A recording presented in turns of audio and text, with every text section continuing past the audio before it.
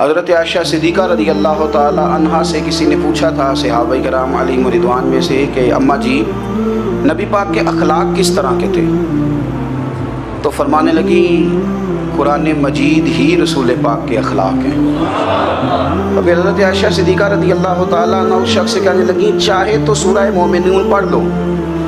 تو انہوں نے یہ ابتدائی آیات سورہ مومنون کی جب تلاوت کی تو حضرت عائشہ فرمانے لگی یہی تو میرے نبی پاک کے اخلاق ہیں، اور یہی وہ آیات ہیں جن میں اللہ تبارک و تعالیٰ نے بندہ مومن سے تقاضا کیا ہے کہ اگر وہ جنت کا وارث بننا چاہتا ہے، جنت وہ جگہ ہے جہاں رسول کریم علیہ السلام کا قرب بھی ملے گا اور رب کریم کی زیارت بھی نصیب ہوگی، وہ مقام فلاح، وہ مقام کامیابی، وہ مقام جہاں اللہ تعالیٰ اپنے بندوں پر اپنی رضا نازل فرمائے گا، اس مقام کا نام مقام جنت ہے۔ تو اس سورہ مبارکہ کی ابتدائی آیات کے اندر اللہ تبارک و تعالیٰ نے ان صفات کا تذکرہ فرمایا کہ اگر وہ صفات ہم اپنے اندر پیدا کرنے میں کامیاب ہو جائیں، معنی یہ ہے کہ ہمیں اللہ تبارک و تعالیٰ نے جنت کا وارث بنا دیا ہے۔ بڑے غور کے ساتھ سورہ مومنون کی ان ابتدائی آیات پر غور کرنا چاہیے۔ رب فرماتا ہے قد افلح المؤمنون، تحقیق مومن کامیاب ہو گئے۔ کون سے مومن؟ الذین هم فی صلاتہم خاشعون، وہ جو اپنی نمازوں میں گڑ گڑانے والے ہیں، خشوع کے ساتھ، عاجزی کے ساتھ، انکساری کے ساتھ، ذوق کے ساتھ نماز پڑھنے والے ہیں۔ والذین هم عن اللغو معرضون، اور وہ جو بیہودہ باتوں سے منہ پھیرنے والے ہیں، لغویات سے اپنا رخ پھیرنے والے، سنجیدہ لوگ۔ پھر ارشاد فرمایا والذین هم للزکاۃ فاعلون، جو زکوٰۃ دینے کا کام کرنے والے ہیں۔ پھر فرمایا والذین هم لفروجہم حافظون، اور وہ لوگ جو اپنی شرمگاہ کی حفاظت کرنے والے ہیں، اپنی شرمگاہ کی حفاظت کرنے والے، الا علی ازواجہم، مگر یہ کہ اپنی بیویوں پر، او ما ملکت ایمانہم، یا اپنی شرعی باندیوں پر۔ اس زمانے میں جو لونڈی خریدی جاتی تھی اس سے بھی وطی کرنا جائز تھا، اگرچہ اب لونڈیاں موجود نہیں ہیں تو یہ فعل بھی موجود نہیں، سوائے اپنی بیویوں پر یا شرعی باندیوں پر۔ فإنہم غیر ملومین، فرمایا جو یہ کام کرے اس پر کوئی ملامت نہیں ہے، اپنی بیوی کے پاس شرعی طریقے سے جائے یا باندی کے پاس جائے۔ فمن ابتغى وراء ذلک، اور جو آدمی اس کے بعد اس حد سے بڑھے، اس کے سوا کچھ اور کرے جو بندہ، فرمایا فاولئک هم العادون، یہ لوگ حد سے بڑھنے والے ہیں، جو لونڈیوں اور باندیوں کے علاوہ، اپنی بیویوں کے علاوہ کسی اور جگہ گندگی کریں، یہ حد سے بڑھنے والے، حدوں کو کراس کرنے والے لوگ ہیں۔ پھر ارشاد فرمایا والذین هم لاماناتہم وعہدہم راعون، اور وہ جو اپنی امانتوں اور اپنے وعدوں کی رعایت کرتے ہیں، امانتیں ادا کرتے ہیں، وعدے پورے کرتے ہیں، اور وہ لوگ جو اپنی نمازوں کی حفاظت کرنے والے ہیں، جن میں یہ خوبیاں آ گئیں۔ میرا رب فرماتا ہے نماز میں خشوع وضو حاصل ہو گیا، فضولیات سے بچ گئے، زکوٰۃ ادا کرنے والے بن گئے، شرمگاہ کی حفاظت کرنے والے بن گئے، امانتیں عہد پورے کرنے والے بن گئے، اپنی نمازوں کے محافظ ہو گئے۔ اللہ اکبر، قربان جائیں۔ مالک فرماتے ہیں اولئک هم الوارثون، یہی لوگ تو وارث ہیں۔ یا اللہ کس چیز کے؟ فرمایا الذین یرثون الفردوس، یہ لوگ جنت کے وارث ہیں، یہ جنت کے وارث ہیں یہ لوگ۔ ہم فیہا خالدون، اور فردوس سے، جنت سے نکالے نہیں جائیں گے، ہمیشہ ہی جنت میں رہیں گے۔ یہ آیات اللہ کا مطالبہ بھی ہے، یہ آیات صحابہ، اہل بیت، اولیاء اللہ، ان تمام کی سیرت کا عکس بھی ہے، اور سب سے بڑھ کر سیدہ عائشہ صدیقہ فرماتی ہیں یہی تو آیات ہیں جنہیں اچھی طرح سمجھ لو گے تو تمہیں مدینے والے کے اخلاق بھی سمجھ میں آ جائے گا، حضور کے اخلاق بھی تمہیں سمجھ میں آئے۔ بڑے غور کے ساتھ سورہ مومنون کی ان ابتدائی آیات پر غور کرنا چاہیے۔ رب فرماتا ہے قد افلح المؤمنون، تحقیق مومن کامیاب ہو گئے۔ کون سے مومن؟ الذین هم فی صلاتہم خاشعون، وہ جو اپنی نمازوں میں گڑ گڑانے والے ہیں، خشوع کے ساتھ، عاجزی کے ساتھ، انکساری کے ساتھ، ذوق کے ساتھ نماز پڑھنے والے ہیں۔ دیکھیں قرآن نے یہ نہیں کہا شروع میں کہ وہ لوگ اپنی نماز پابندی سے پڑھتے ہیں، بلکہ فرمایا وہ نمازوں میں عاجزی کرتے ہیں، وہ نماز میں خشوع کرتے ہیں، خضوع کرتے ہیں۔ نماز ہم بھی پڑھتے ہیں، ڈھیر سارے لوگ ہیں جن کا یہ مطالبہ ہے کہ میرا نماز میں دل ہی نہیں لگتا۔ پہلی بات تو یہ ہے کہ دل نہ بھی لگے تو نماز پھر بھی پڑھنی ہے، اور دوسری بات یہ ہے کہ دل لگانے کو بھی تو کچھ انسان کے پاس چیزیں ہونی چاہیے نا، کچھ ضروریات ہوتی ہیں۔ سب سے پہلی بات یہ کہ مسئلہ نماز کا نہیں، مسئلہ اہمیت کا ہے۔ آپ نے اللہ تبارک و تعالیٰ کی ذات کی، رب کریم کے جلالت کی جتنی زیادہ اہمیت اپنے دل میں محسوس کر لی، اتنا ہی نماز کی طرف توجہ آپ کی بڑھ جائے گی۔ آپ سادی سی مثال ہے، غور کر لیں، جتنا آپ اپنے استاد کو پروٹوکول دیتے ہیں، جتنی عزت کرتے ہیں، اتنا ہی وقت پہ آپ ان کے پاس پہنچ بھی جاتے ہیں۔ اگر آپ کے دل میں اہمیت نہیں ہے تو آپ ٹال دیں گے، اور جس استاد کی اہمیت ہے اس کے فون کی گھنٹی بجتے ہی فون بھی اٹھایا جائے گا، اور بات پوری مکمل بھی نہیں ہوگی تو کہا جائے گا جیسے آپ کہیں گے، اور جو وقت وہ دیں گے ان سے 10 منٹ پہلے پہنچنے کی کوشش بھی کی جائے گی۔ بس سمجھ لیں، دل لگنے نہ لگنے کا مسئلہ نہیں، اہمیت کا مسئلہ ہے۔ آپ جتنی اپنے مالک کی بارگاہ کی اہمیت سمجھ لیں گے، اتنا ہی وقت پہ مسجد آئیں گے، اتنا ہی شوق سے نماز پڑھیں گے۔ دوسری بات، نماز کے ترجمے پہ غور کریں۔ آپ یقین کریں، اگر نماز کا ترجمہ ہمیں آ جائے نا تو ہمیں تو یوں لگے کہ ہم تو اپنے مالک کی بارگاہ میں عرض و معروض کرنے حاضر ہوئے۔ یہ سورہ فاتحہ ہی دیکھ لیں آپ، حضور فرماتے ہیں، رب فرماتا ہے سورۃ فاتحہ آدھی میری ہے آدھی میرے بندے کی ہے۔ جب اس نے کہا الحمدللہ رب العالمین الرحمن الرحیم مالک یوم الدین ایاک نعبد و ایاک نستعین، جب یہاں تک وہ لفظ کہتا ہے تو یہ حصہ میرا تھا۔ اس نے اپنے رب کی تعریف کی، اور جب کہا نا اس نے اہدنا الصراط المستقیم، اب بندے نے التجائیں شروع کر دی۔ اس نے کہا کہ مالک بھی تو ہے، رحمان بھی تو ہے، رحیم بھی تو ہے، عبادت بھی تیری کرتے ہیں تو مدد بھی تو تجھی سے مانگنی ہے نا۔ اب مہربانی فرمانا اہدنا الصراط المستقیم، ہمیں سیدھا راستہ دکھا دے، صراط الذین انعمت علیہم، ان لوگوں کا راستہ دکھانا جن پر تو نے انعام کیا ہے، غیر المغضوب علیہم ولا الضالین، ان کے راستے پہ نہ چلانا جن پر تیرا غضب ہوا، جو گمراہ ہو گئے ان کے راستے۔ تو نماز میں جب ترجمے پر آپ کا غور ہوتا ہے تو آپ کا تو دل خود بخود لگ جاتا ہے، شوق بڑھ جاتا ہے آپ کا۔ تو اتنی چیزیں ہم زندگی میں یاد کرتے ہیں، تو اگر ترجمہ بھی نماز کا یاد کر لیں اور پھر شوق سے پڑھیں تو آپ یقین کریں طبیعت کھنچی چلی آئے گی۔ ہمارے یہاں کچھ لوگ نماز پڑھتے ہیں پر بڑی لاپرواہی سے پڑھتے ہیں، کبھی ادھر دیکھتے ہیں کبھی ادھر دیکھتے ہیں، کبھی بال سہلاتے ہیں۔ اور میں نے دیکھا ہے سجدے جا رہے ہیں تو سیانے سیانے بندے کبھی کپڑے کو چھیڑ رہے ہیں کبھی جگہ کو چھیڑ رہے ہیں۔ میرے نبی کریم صلی اللہ تعالیٰ علیہ وسلم نے فرمایا ان لوگوں کا کیا حال ہے جو اپنی نماز میں نظریں آسمان کی طرف اٹھاتے ہیں، رکوع سے اٹھے تو اوپر دیکھنا شروع کر دیا، کیا حال ہے ان کا۔ اور پھر حضور نے ایک موقع پر تو سختی فرمائی، فرمایا جو نماز پڑھتے اپنی نظریں آسمان کی طرف اٹھاتا ہے وہ باز آ جائے، ورنہ ایسا نہ ہو کہ رب اس کی آنکھیں ہی چھین لے، وہ باز آ جائے اس کام سے۔ خشوع کے ساتھ نماز پڑھے، عاجزی کے ساتھ نماز پڑھے، اس کا دل لگا ہوا ہو نماز کے اندر۔ میرے نبی پاک صلی اللہ تعالیٰ علیہ وآلہ وسلم کے غلام حضرت انس بن مالک رضی اللہ تعالیٰ عنہ فرماتے ہیں کہ رسول پاک صلی اللہ علیہ وسلم نے مجھ سے فرمایا تھا کہ بیٹے نماز میں ادھر ادھر دیکھنے سے بچو، کیونکہ فرمایا نماز میں ادھر ادھر توجہ کرنا یہ بندے کو ہلاک کر دیتا ہے، ہلاکت ہے اس میں۔ اگر تم نے ادھر ادھر توجہ ہوگی، نماز تم مالک کی بارگاہ میں کھڑے ہو اور تم دیکھ ادھر ادھر رہے ہو، تو ایک تو نماز عاجزی کے ساتھ، پھر فرمایا والذین ہم عن اللغو معرضون، وہ لوگ جو فضول باتوں سے، لغویات سے اپنا منہ پھیر لیتے ہیں، فضولیات سے۔ ہمارے یہاں نا بہت سارے لوگ ایسے ہیں جو بلا وجہ ان چیزوں میں دلچسپی لیتے ہیں جو ان کے مطلب کی نہیں ہے، ان کے مطلب کی مطلب آپ کسی سے ملیں کہتے ہیں کیا حال ہے، ٹھیک ہے جی، بچوں کا کیا حال ہے، ٹھیک ہے، بچے کتنے ہیں؟ تو بھئی آپ کو جب پتہ ہی نہیں تھا کتنے ہیں تو حال کیوں پوچھا آپ نے؟ آپ کرتے کیا ہیں؟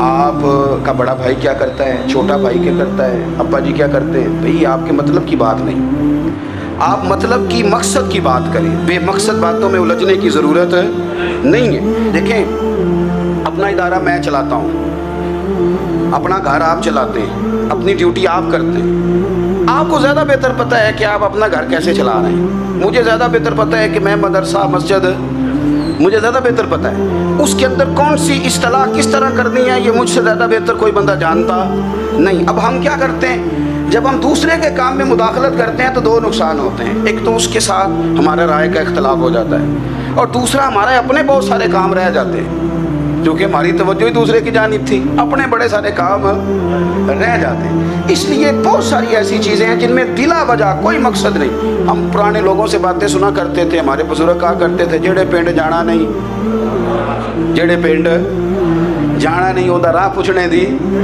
کی لو، لغویات میں نہ الجھے، فضولیات میں نہ الجھے، یعنی ٹو میں رہنا، ٹو میں۔ آپ یقین کریں میں نے پرسنلی طور پہ اس چیز کو محسوس کیا ہے کہ ہمارے بہت سارے اہم حقوق صرف اس لیے مس ہوتے ہیں کہ ہماری اپنے سے زیادہ توجہ سامنے والے پہ ہوتی، سامنے والے۔ میں نے دیکھا بڑے بڑے عجیب سوال اور بڑے بڑے انوکھے سوال، مطلب یہ کہ اتنی لمبی چوڑی، اور لوگوں کو بڑا پتہ ہوتا ہے یہ فلاں آدمی جو ہے اس کے بچے کتنے ہیں، وہ بیاہ کہاں پہ ہیں، کس کس علاقے میں ان کی شادیاں ہوئی ہیں۔ اتنی تفصیلات کی ہمیں ضرورت نہیں ہے، ہم سے تو ہمارے بارے میں پوچھا جائے گا، تو ہمیں اپنا معاملہ بڑا صاف ستھرا۔ دیکھیں کیا سونی بات کی مدینے والے رسول، قربان جائیں حضور کے جملوں پر۔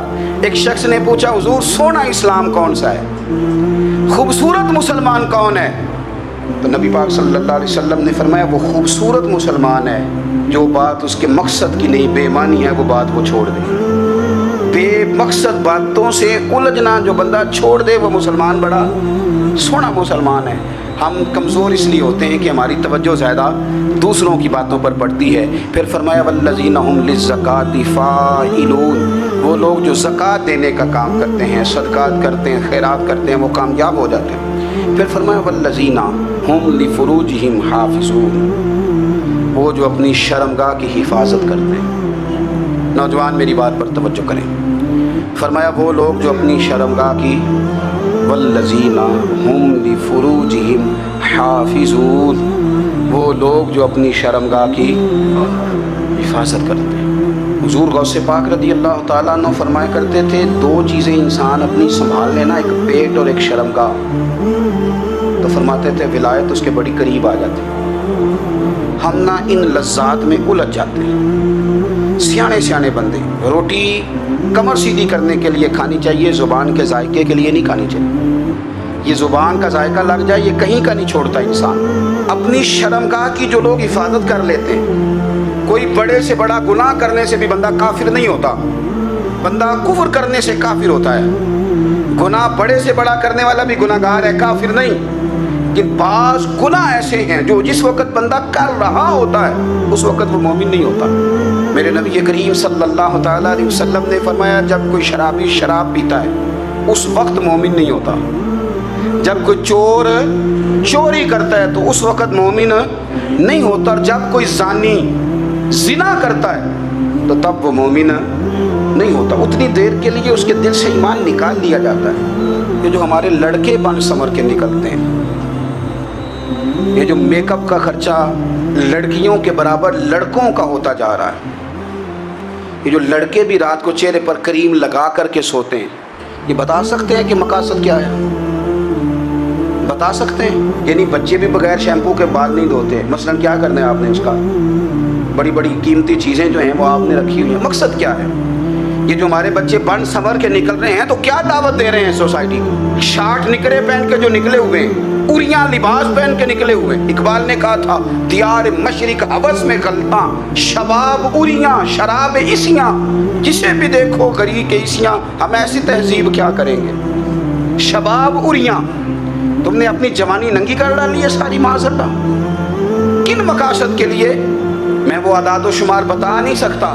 ہمارے ہاں گاند سستا ہو گیا ہے، لوگوں نے گناہ تک پہنچنا آسان بنا دیا ہے۔ آپ دیکھ لیں گندگی دروازے پہ اور گند موبائل میں، کیسے بچائیں بچوں کو؟ کیا کریں؟ کلیجے پھٹتے ہیں، کوئی باتیں سوچتے ہیں تو سوچتے ہیں آنے والی نسل کو کہاں لے جائیں، کہاں چھپائیں، کیا ایسا کریں کہ یہ بچ جائیں۔ خدا را قربان جائیں حضرت عثمان غنی پر۔ مصنف ابن ابی شیبہ میں صحابہ فرماتے ہیں حضرت عثمان غنی نا بڑے مالدار تھے۔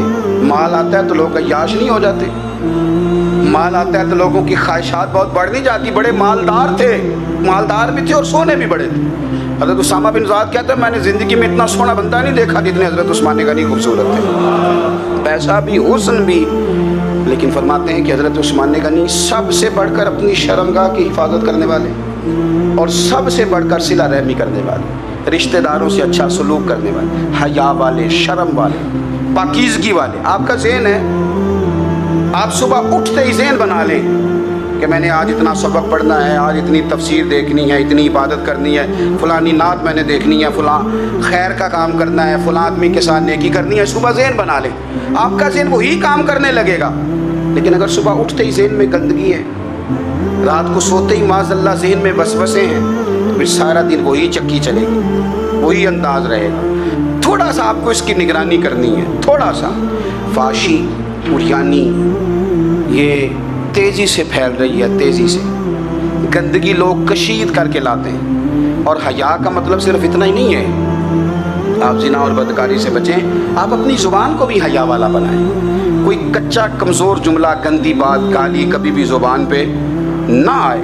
آپ کا انداز حیا والا ہو. بے باک ہو جانا، بے باک بولنا، میں باریکی سے اس بات کو سمجھتا ہوں اور میں آپ کو بہت ساری بزرگوں کے ارشادات کا نچوڑ عرض کرنے لگا ہوں. آپ اپنا ذہن صاف کر لیں، آپ کے بہت سارے کام ویسے ہی صحیح ہو جائیں گے. کیونکہ ہمارے دین کے اندر زیادہ اجر نیتوں اور ارادوں پہ ملتا ہے. آپ کے جو اندر کی پاکیزگی ہے وہ بہت سارا فضل لاتی ہے اللہ کا. اور اگر دل ہی ناپاک ہو، ذہن ہی ناپاک ہو، تو وہ خیر کی چیزیں کس طرح کر کے داخل ہوں گی؟ اپنی شرمگاہ کی قربان جائیں. نوجوانوں ذرا غور کرنا، میرے نبی کریم صلی اللہ تعالیٰ علیہ وسلم کے بارے میں حضرت عائشہ صدیقہ فرماتی ہیں کہ عرب کی کواری لڑکیاں بڑی حیا والی ہوتی تھیں، لیکن اللہ کے پیارے رسول صلی اللہ علیہ وسلم عرب کی کواری لڑکیوں سے بھی بڑھ کر حیا والے تھے. یہ ہمارے بچے مذاق میں ہمیں کئی دفعہ کہتے ہیں شادی کرا دو، شوگر میں ابا کو کہہ دیتے ہیں، ابا کو منہ پہ آ کے کہہ دیتے ہیں، کہتے ہیں یہ بڑا بھائی مصیبت بن گیا، یہ ہٹے گا تمہاری باری آئے گی. آپ کچھ ایسی باتیں کر رہے ہیں، کچھ ایسے انداز آپ اختیار کر رہے ہیں جو وزادار لوگ کرتے نہیں. شرم و حیا سے وہ چیزیں ڈھل جاتی ہیں جو باتیں ہمارے بچوں کی زبانوں پر بے باکی کے ساتھ آنے لگی ہیں. اور میں آپ کو ایک عقلی بات عرض کرتا ہوں، آپ اپنی زبان سے جو جملے خود ادا کرتے ہیں وہ جملے آپ کے دل پر بھی اثر کرتے ہیں. اگر آپ غلط بات بار بار کریں گے تو آپ کا دل بھی غلط بات کی طرف مائل ہو جائے گا. آپ 10 بار 15 بار 20 بار کوئی خیر کی بات کریں، خیر کی، تو آپ دیکھیں گے آپ کا دل بھی خیر کی طرف مائل ہو جائے. آپ خیر کی باتوں پر اپنے آپ کو لائیں، اچھی باتوں پر اپنی توجہ لائیں، آپ کا دل بھی اچھائی کی طرف مائل ہو جائے گا.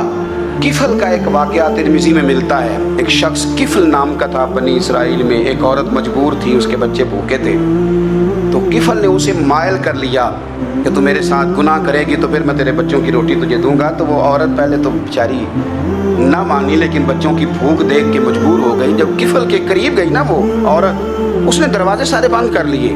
ترمذی شریف میں اس کا واقعہ موجود ہے. چاروں جانب سے بند ہو گیا سارا کچھ. لیکن جب وہ کفل کہتا ہے میں اس بی بی کے پاس جانے لگا تو عورت کا وجود کانپتا تھا.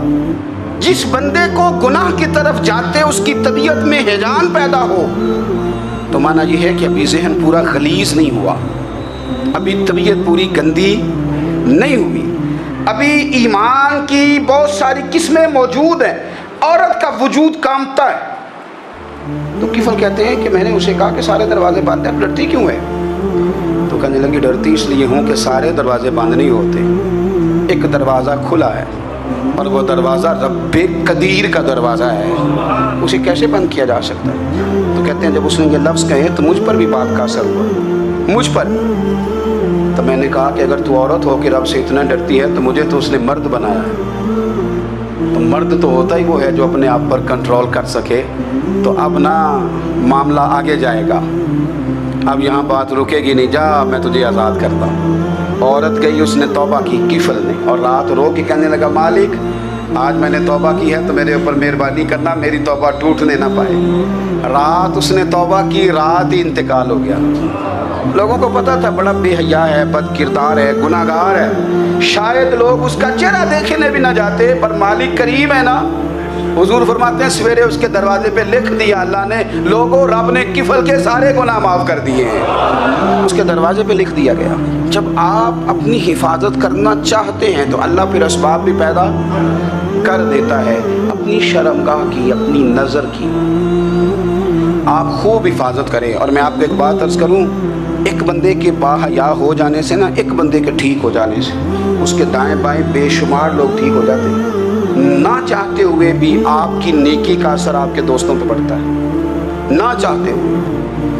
اور ایک بندے کے بگڑ جانے سے اس کے دائیں بائیں بہت سارے لوگ بگڑ جاتے ہیں, بہت سارے لوگ بگڑ جاتے ہیں. آپ اگر اپنے لب و لہجے پر یہ پابندی لگا سکیں اور اپنے آپ کو اگر آپ سنبھال سکیں تو پھر یاد رکھیے گا بڑی ساری چیزیں بہتر ہو جائیں گی. کچھ چیزیں ایسی ہوتی ہیں جو ہم نا فراخ دلی سے بانٹتے ہیں, اور کچھ چیزیں ایسی ہوتی ہیں جو مجبور ہو کر ہم دیتے ہیں. کئی دفعہ ایسا ہوتا ہے کہ سامنے والا کچھ زیادہ تکلیف میں ہوتا ہے اور ہمارے پاس بھی وسعت نہیں ہوتی, لیکن زیادہ اجر اسی بندے کو ملتا ہے جو تھوڑی تکلیف برداشت کرے اور سامنے والے کی تکلیف کو دور کرے.